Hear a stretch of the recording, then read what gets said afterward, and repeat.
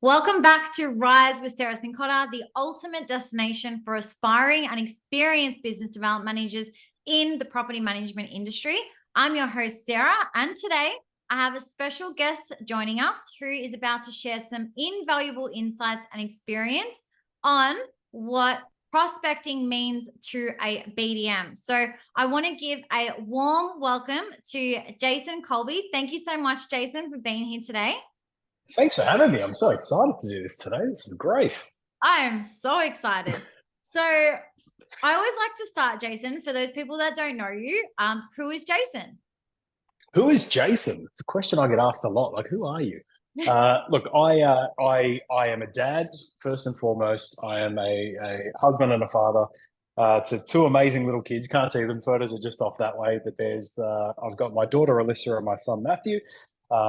Love them to death. They are beautiful. I am also a huge sneaker fan. So some people will call it an obsession. I call it a healthy hobby. But yes, I do love my sneakers. And I also love sales. I'm one of the very few people that can say I love sales and talking to people and networking and just talking nonstop, which you'll get a vibe for that by the end of this video, I'm sure of it. Yeah. And Jason, that's why I wanted you on, because you definitely are the master of sales and networking and relationships. And that's what I absolutely love about you. So Jason, we met accidentally many years ago now when I was a BDM and just attended briefly a conference in Melbourne. And I think I actually came up and had a conversation with you. Is that correct?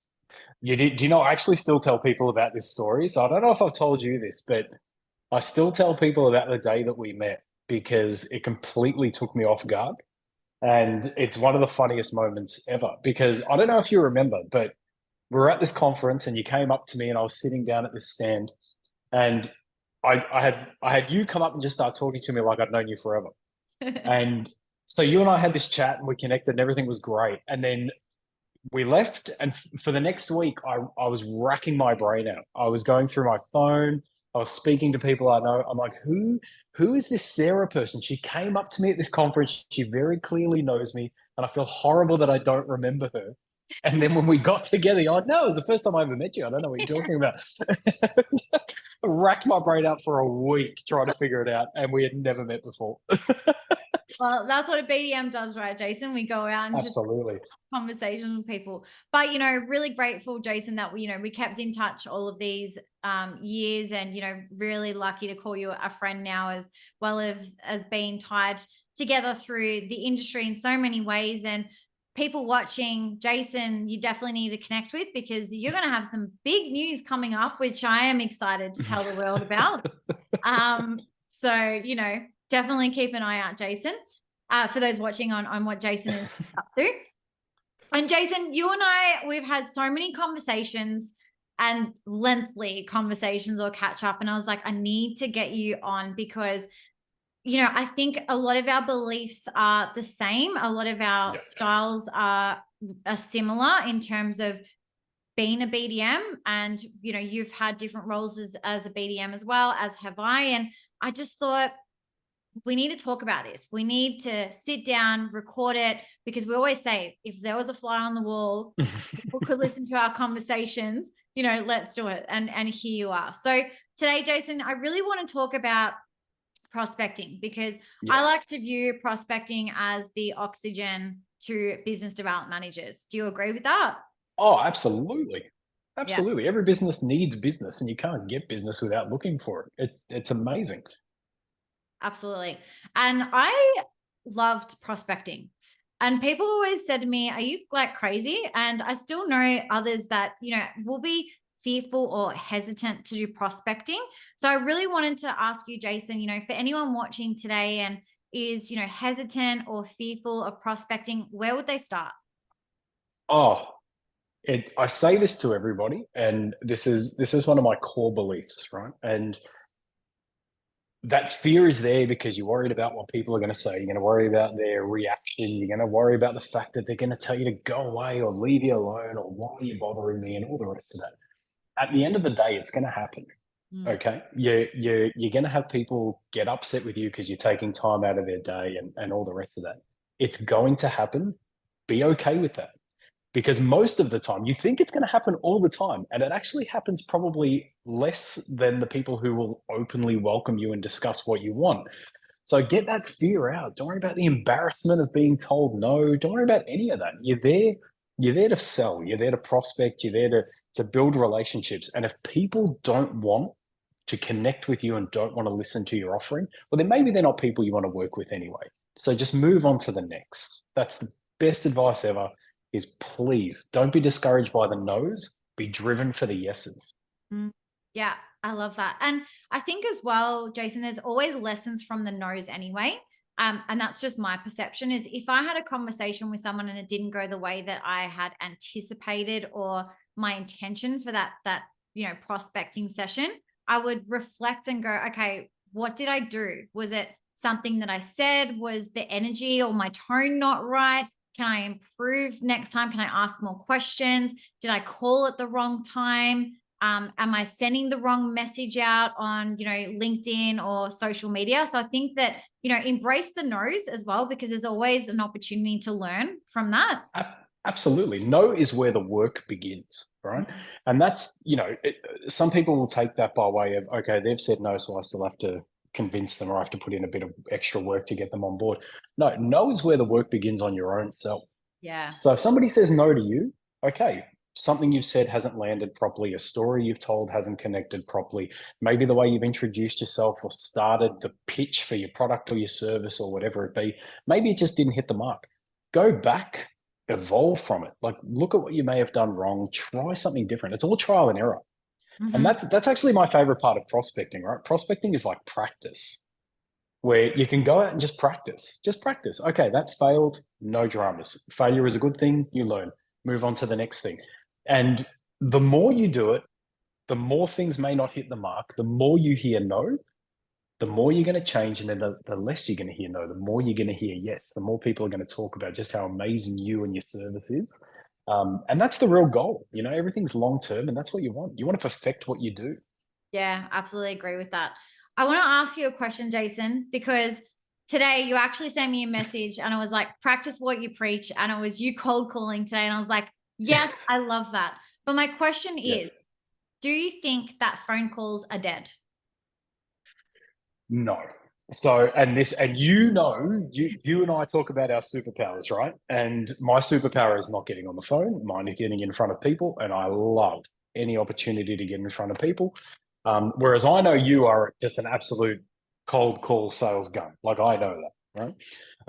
But it's not dead. You need to make the calls. Like, especially now, a lot of people are remote or hybrid, so you're not going to get that opportunity to just duck into their office to have a chat with them. They probably won't be there. The thing is, and this is what people are most fearful, and this is my belief. I used to have the exact same fear, so I'm guilty of this. Is I'm going to call somebody, and then while the phone's ringing is when your mind starts playing those little scenarios, which is, oh, what about if they answer and they get upset with me? What about if they say this? What about if they don't answer? What should I do? And as you're thinking about all that, somebody answers, you get kind of stuck, don't you? And Yeah. you're like, sorry, it's Jason. It's Jason. I should know my name. I'm so sorry.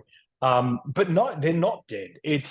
I think people are craving that face to face more now after COVID. Yeah. Um, but phone calls are definitely not dead. You've got to do it. You and I, you're right. I sent you that message this morning and I spent 5 hours on the phone prospecting and cold calling today. And it's just what you need to do. Yeah. I think the way that I look at prospecting is, you don't just have to pick up the phone to prospect. And like you said, is just have a play around. I don't necessarily believe in scripts and dialogues. I think that if you are confident in the service and the value that you're providing, the conversation should just flow anyway. But also prospecting is now on social media. Would you agree? Yeah. Oh, Yeah. absolutely. Yeah. Absolutely. And Yeah. the aim is from prospecting, whether it is, you're prospecting doing email marketing, or you're prospecting doing your cold calls, or you're prospecting doing, outbound messages on your social media. meet them in person, because if that's your strength, I always say play to your strength. If it is in person, well, then your intention should be hopefully meeting with that person, or always having Absolutely. in mind, why are you calling this person? What is the intention? What is the purpose? What is the value that you can bring? And then just chat with them. That's what we do. And that's what we've done for many years now. Just have a chat, see what happens. If it didn't go well, learn from it. If it went well, amazing. What went well? What really worked? What did you say as well to that person?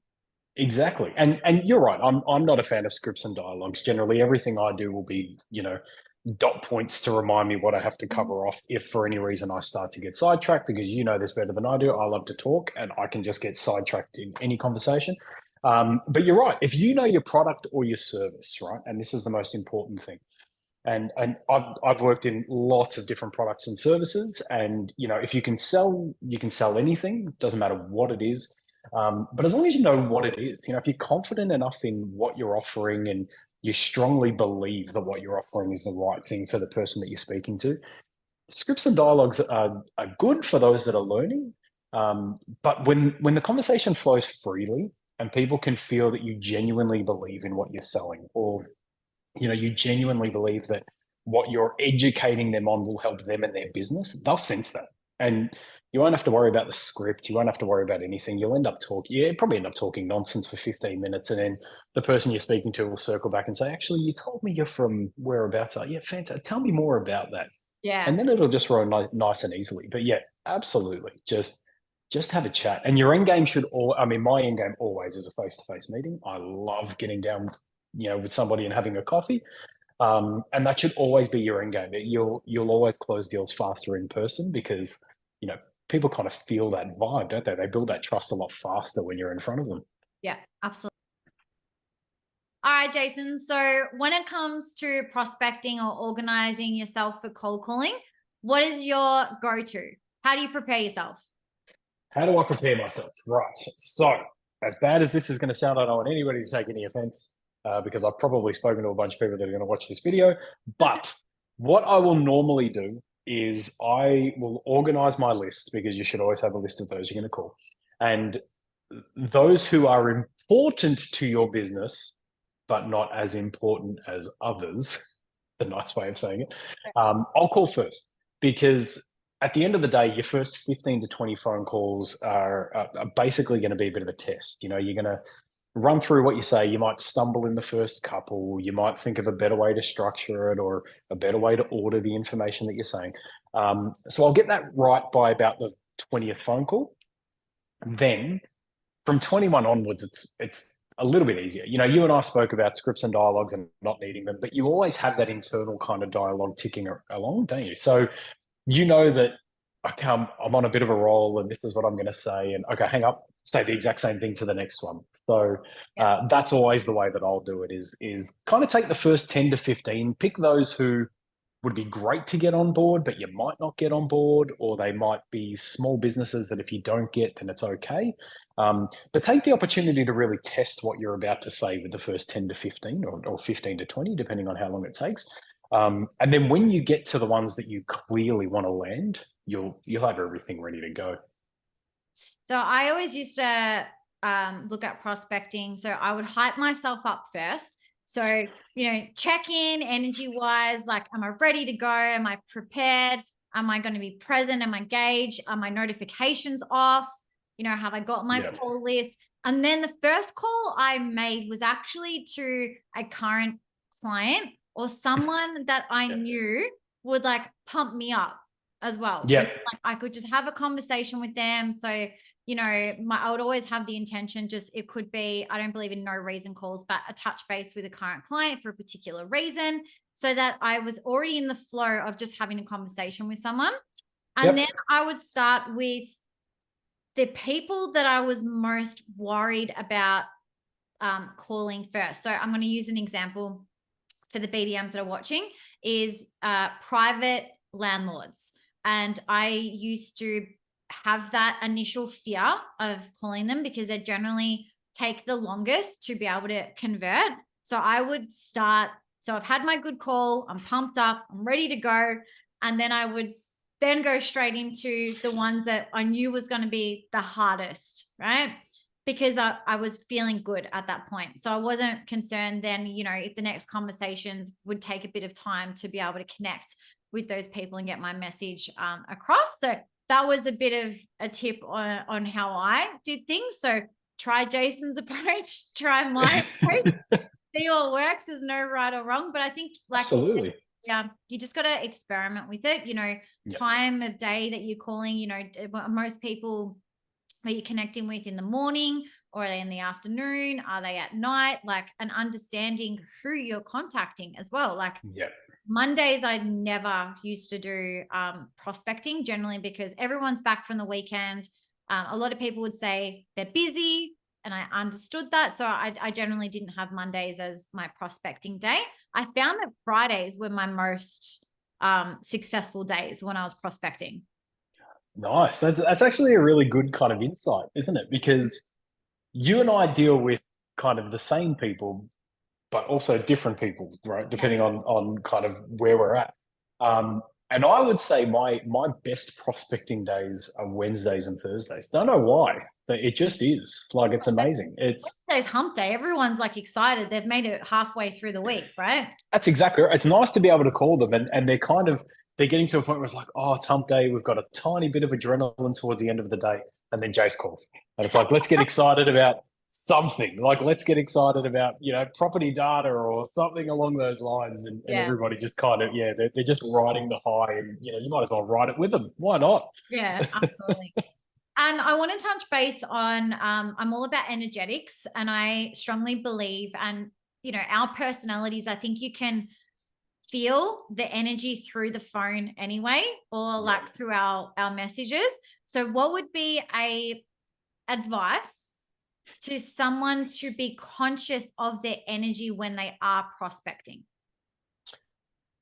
You know, this is one of my life morals. Like, I live by this, and that is that energy is contagious, and everything I do is full of energy. Every conversation I have is full of energy. That's because, you know, negativity is contagious, and once you get kind of pulled into that, you know, generally everybody around it kind of gets pulled into it too. Energy, I would argue, is 10 times more contagious. Like, if you walk into a room and you're incredibly energetic and you're incredibly excited about life, you know, like, you just walk in there and you're just like, yes, get excited, like living the dream. People gravitate towards that, and they love it. You know, this is one thing. It's honestly, it is a secret, but it's not a secret, because people are just scared to do it. Right? Walk into a room, be high energy, and you watch how quickly people will come up to you and just comment on that. They won't know who you are. They won't know what you're there to do, but they'll come up and they'll say, "Sarah, I love your energy. I want to know more about you." Yeah. And then bang, you've got them hooked. Don't have to ask whether they drink Shiraz or anything like that. Just got to turn around. Just got to turn around and be excited to be there. And they love it, you know, because people generally, you know, they've got things going on. They've got, you know, horrible landlords that are giving them a hard time, or maintenance, which is just costing, you know, just draining their life. And it's nice to be able to kind of gravitate towards somebody who's genuinely excited and kind of have some of that rub off onto you. And then, you're having a bad day, or, you know, you might be prospecting and 50 people have told you to go away. Okay. But what you'll get is that energy of, hey, you know what? It's not really that bad. Like, cool. Just put a smile on your face. And you said it best at the start of it, is even on the phone, people can tell if you're smiling. I don't care what anybody says. Before I make any call, I will put the biggest smile on my face, because people can sense that. So be happy. Big smile on your face. Even if you're having a horrible time and 50 people have told you to go away, put a smile on your face for 51 and they'll feel it. They will. They'll sense it through the phone. Yeah. I had a sign on my desk that said, "Kill them with kindness." So absolutely. Didn't matter how the conversation went or what the other person's energy was, you can always maintain your own energy and not let, like, we don't know what's happened in other people's day either, right? Unless you ask, oh, it sounds like, you know, you might be distracted, or it sounds like you know, you've been busy. Like, do you want to talk about it? Unless you actually, you know, are brave enough to go there and ask them, but you don't know what's happened. So I'd always say kill them with kindness, because you remain kind. You remain in your energy field. And that's in your control to do that. Don't allow Absolutely. their energy to affect yours. Exactly right. Like the other story that I wanted to tell today was it was actually really funny. One sec, I just lost my train of thought. I was going to say, I'm always concerned when anybody goes, oh, I want to tell this story. I'm like, oh God, what story are they talking about? God, I just lost my train of thought. Oh, What was the story about? no, Go. I got it. So actually, when I was cold calling some private owners one time, I had this gentleman and I could just tell straight away that he was just not in a good mood. However, he still wanted to have a conversation with me. So in true Sarah Sincotta style, you know what I'm like, Jason, like I'm generally, energetic. I'm a ball of fun. Like I put myself out there, but I kind of to come pull it back a bit and just get on his level as well. Cause I was like, that's not going to work either. If Sarah just comes in, guns blazing, all of this energy, and this guy's actually not feeling really good. But I was confronted and he said, how did you get my details? And I was like, oh gosh. So I, had to say, well, this is where it got my details. And then really quick. And that's the other thing when, you're talking on prospecting is you have to be prepared as well. And, I actually had this potential landlord on LinkedIn. And so while I was on the phone, I actually went to his LinkedIn and make sure that he had his contact number on his LinkedIn page. So I just said to him, oh, and you've also got your contact number on your LinkedIn profile. So I saved myself, but it's always just, backing yourself too with, if you are cold calling, because people are protective of their information at the moment too. Would you agree? Absolutely. Oh, absolutely. I've said that to people where I've gone, your details are actually on your LinkedIn, and they have cracked it. It's somebody in their office who set up their LinkedIn. But yeah, I get it. And you're right. You have to be able to think on your toes. And, I like to do things with a bit of humor. It generally tends to break the ice. So if people are upset, you can crack a bit of a joke. Like, I was prospecting a bunch of mortgage brokers for a role that I used to be in. And it was funny. I had one of them turn around and say, so where'd you get my details? I was like, mate, Google is a wonderful thing. And he just had a bit of a laugh. And it was true. Like I quite literally had prospected this entire network off of Google. And ended up getting a meeting with this guy and having a laugh with him. And he was just like, of course you got my details off Google. Like Google has everything. And I'm like, of course. Like, what else do you want me to say? But for people like me and you, our contact number is everywhere because pick up the phone, give me a call, have a chat, let's connect, let's meet up, Absolutely. I've got a barcode business card on my phone, and I will literally go out and just hold it up to people, just scan it. Like, I don't care if you want to have a coffee, scan it, let's go.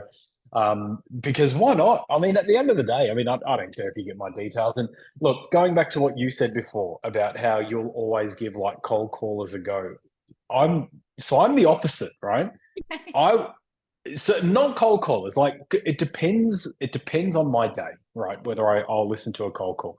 But those people that are in shopping centers that set up like stores, they're generally charities that set up stores. Like generally two people sitting on a stool that are just saying, hey mate, you want to have a chat?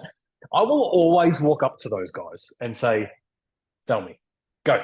Just sell me. I want to hear the way you do it. And it's amazing when you walk up to these people and they say, like, they'll always say, like, oh, hey mate, can I just have a chat to you? And you're like, yes, you can. Sell me. Come on, I'm keen to hear your pitch. And they'll just stop and go, oh shit, I don't have a pitch. Like I was just going to say hello to this guy and try and sell him on donating to whatever.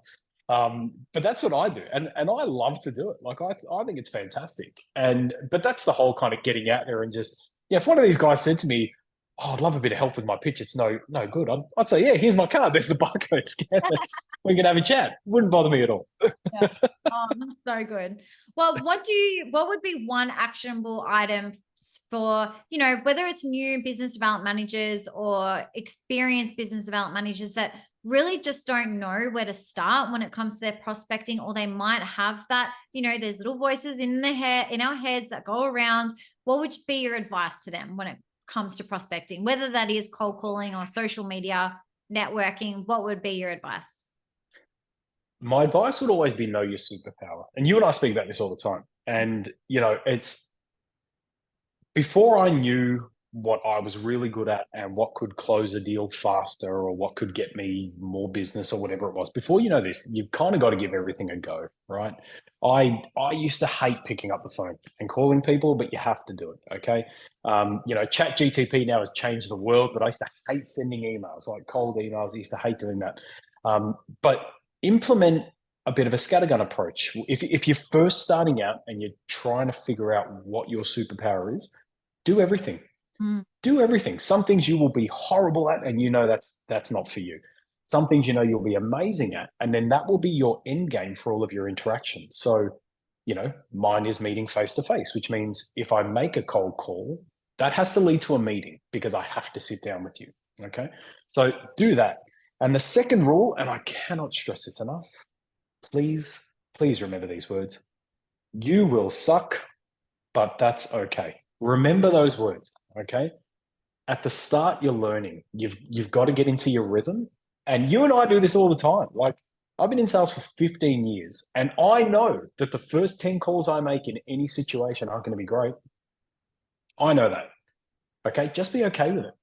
Be okay with hearing somebody tell you to bugger off. Be okay with hearing somebody tell you that they're not interested or abusing you for having their number. Be okay with that. Move on to the next. Yeah. Okay. And the third bit of advice is when somebody shoots you down and is horrible, end every conversation with, thanks, appreciate the feedback, but the offer for a coffee still stands. I love that. Because nobody can get upset. They may be upset with you for calling them, but you're still saying, cool, no dramas. I appreciate you telling me that I bothered you, but the offer for a coffee still stands. If ever you want to catch up, the coffees are on me. I'll come down and see you. Nobody ever ends a conversation on a bad note that way. Yeah, I love that. Love those 3 tips, Jason. I'll make sure that I share that in the title. I'm not going to repeat it because I'm definitely going to. Yeah, that's it. You will suck, but it's okay. Yep. I think some other advice that, I'll add to that is, you just got to start, you just got to start to do it. And the other thing is, if you're not prospecting, somebody else is. Somebody Absolutely. else is courageous enough or brave enough or resilient enough to actually, pick up the phone and just have a conversation with someone and make that call or try to make that sale if it is more of a warmer or a hot lead. If you're doing it and the other people aren't, it is a point of difference, right? And absolutely, there's a time and place. And as much as I embrace the digital world and the tech and AI and everything that's going on, Jason, we've talked about this so many times, but there's still power in having a conversation with someone via the phone. If they don't answer the first time that you get to them, cool, that's okay. Leave a voice message. If you haven't watched my previous YouTube channel with a video with Damien, we spoke about a funny incident with someone calling and leaving a really enticing voice message to encourage them to make that call back. So there's always some tips and tricks in there to do it, but just make the calls, change it up if you need to, like play to your strengths, like know what it is that you're wanting to get out of that phone call, because I believe, Jason, that phone calls will be or are a point of difference to businesses now. Absolutely, because nobody wants to do it anymore. Like, let's be real, full disclosure, I hate cold calling. I hate it. It's my least favorable thing to do, but it's a necessity. Like, you need to do it. And at the end of the day, you are spot on, right? You may not have the courage to pick up the phone and make that call, but your competitor is. And I will guarantee you, your competitor is horrible at cold calling, but they've got one up on you because they've actually picked up the phone. Mm-hmm.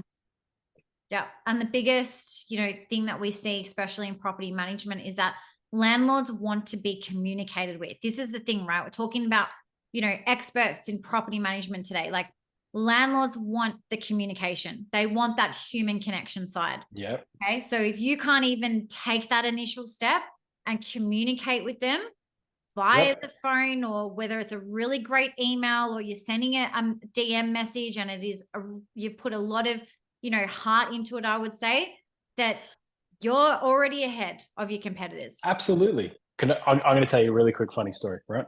So I sent out a whole bunch of cold emails, right? So I was working for this business and sent out a whole bunch of cold emails because I didn't want to pick up the phone, right? I thought I'll just email everybody and we'll see how we go. And I got this email back from this guy, I'll never forget. And the email he wrote back was like, thanks, Mr. Automated Email. If you are in fact a real person, my number's below, give me a call. So I picked up the phone immediately. As soon as I got it, I called this guy and he answered the phone. I'm like, oh, hi, it's Jason. I just sent you an email. And he was dumbfounded. And I was just like, I am a real person. Yeah. And we ended up booking a meeting and doing business as a result of that. There you go. And it was funny just to have that person want that human interaction. Like, okay, Mr. MailChimp, I know this isn't a real email. Thanks for everything. And then the minute I picked up the phone, he was blown away. And I'm pretty sure just gave me a meeting because I was quick enough to pick up the phone and have a chat with him. Yeah. And that's what they want to know. They want to know you're a real person. Yeah. And I think, that in itself is, again, another point of difference is, showing who you are and knowing who you are. And that Absolutely. is, I used to say that was my superpower, Jason, it was myself, because me, I was energetic, I was driven, I was hungry, I was going to be the person that made the calls and do all the things like messaging and networking, building partnerships and, keyword relationships, right? To form relationships with people, you need to be able to have conversations with them. Absolutely. It's all about connecting, isn't it? The word is connect, right? Can't connect with anybody standing across the room just looking at them.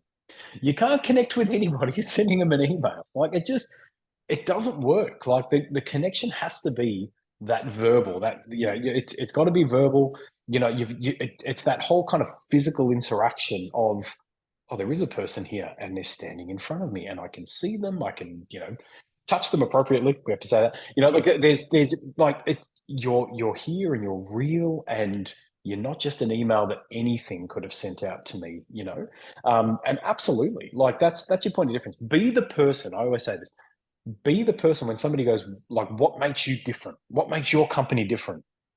I make my company different because I'll pick up the phone. I'll come and see you and have a coffee. I'll sit there and listen to you whinge about your life for 30 minutes because you're clearly having a tough day while I'm trying to sell you something. Okay. So I'll be that person. Absolutely. Yeah. And you watch how many doors that opens. Like, it's amazing. Personal brand is an amazing thing. And the ability to connect and communicate with people will just elevate that. Yeah. And I think as a collective and as a community, if we're not connecting and we're not forming those relationships, well, then, allow AI or automations to essentially take over because we still need that human element, that human connection inside Absolutely. our businesses, especially in the property management business. And especially as business development managers who are watching this, like it is your responsibility to go out and form relationships and connect with new people. So you need to have as a priority your prospecting. It should be a non-negotiable activity because the return on investment is huge. Absolutely. And what's amazing, right, is you can't generate business without talking to people. Okay. And you talk to as many people as you can. Like it's going to get to a point where, you're going to have dedicated prospecting days because you need to bring in leads and book meetings and all the rest of that stuff. Right.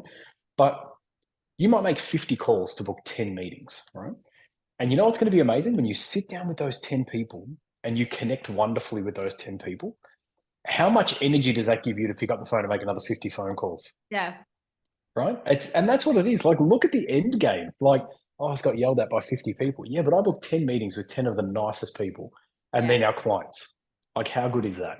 Yeah, absolutely. And it's great advice. I remember cold calling purchases that had gone through open for inspections with sales agents. And one client, it took me, 2 years to actually convert to a listing, but I was the only one that kept in touch with them via the phone because of my prospecting sessions that I did to get the business. And if I hadn't made that call in the first place, I hadn't have connected with them, I hadn't gone out and met them, I would have missed that opportunity entirely. Absolutely. And you know what it is? I was lucky enough that I got to start in an industry where I could go in and I could quiz people who were going to be my potential clients, right? And I did something that's really important to me that nobody else probably would like to have done because you're only going to hear the negative feedback about your industry, right? And I got to sit down in a room with 150 investors and just say to them, like, what's your biggest gripe? What is your biggest gripe with the industry? Tell me right now. I'll listen to it. I'll be the poster boy for all you hate. Just tell me everything that's the issue. And the number one bit of feedback I got from every single person was communication. Yeah.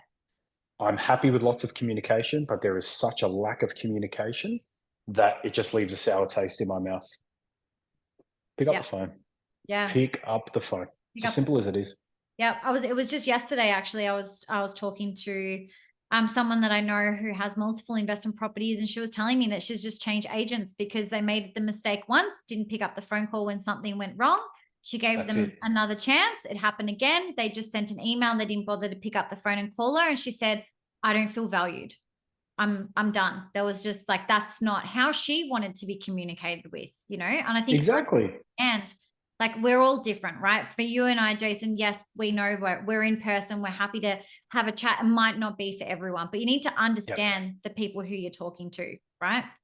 Oh, of course. Absolutely. And how are you going to learn to understand what they need, who they are, the best way to communicate with them? You know, that's a really important thing, is that you're right. People may be time poor. People may not have, you know, or may not want to talk to you, but still want to be communicated with, right? So that you're not going to know how to communicate with different people unless you actually speak to them.